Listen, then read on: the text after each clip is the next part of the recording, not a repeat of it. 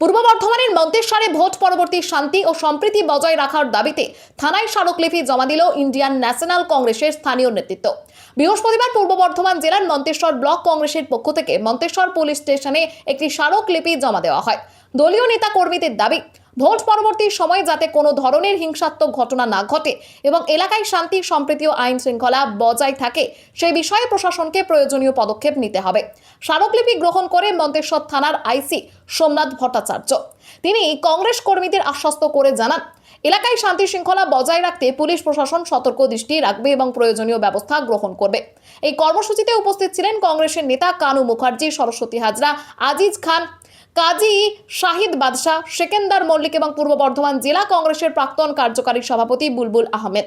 এছাড়াও বহু কংগ্রেস কর্মী ও সমর্থক উপস্থিত ছিলেন। এ বিষয়ে পূর্ব বর্ধমান জেলা কংগ্রেসের প্রাক্তন কার্যকারী সভাপতি বুলবুল আহমেদ কি বক্তব্য রাখলেন তা শুনুন।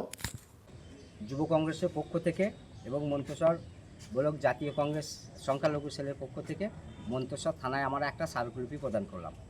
আপনারা দেখেছেন বিধানসভা নির্বাচনে পালা বদলের পর বিভিন্ন জায়গায় সাম্প্রদায়িক সম্প্রীতি, এক শ্রেণীর উদ্বাস্ত মানুষ সেটা নষ্ট করার চেষ্টা করছে।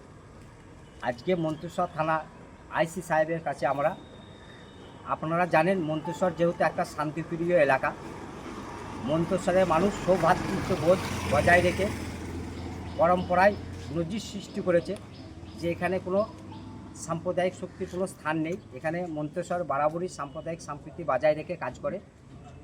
তাই আমরা আইসি সাহেবকে অনুরোধ করেছি যে মন্তেশ্বর শান্তিপ্রিয় এলাকা, সেই মন্তেশ্বরে কিছু উদ্বাস্ত মানুষ যারা আজকে সাম্প্রদায়িক সম্প্রীতি নষ্ট করার চেষ্টা করছে তাদের চিহ্নিতকরণ করে এবং তাদের বিরুদ্ধে যাতে দৃষ্টান্তমূলক শাস্তি ব্যবস্থা নেওয়া হয় তার জন্য আইসি সাহেবকে অনুরোধ করেছি এবং মন্তেশ্বরের মানুষ যাতে সুশৃঙ্খলভাবে শান্তির সঙ্গে বসবাস করতে পারে, সাম্প্রদায়িক সম্প্রীতি যাতে বজায় থাকে তার জন্য আমরা আবেদন করেছি।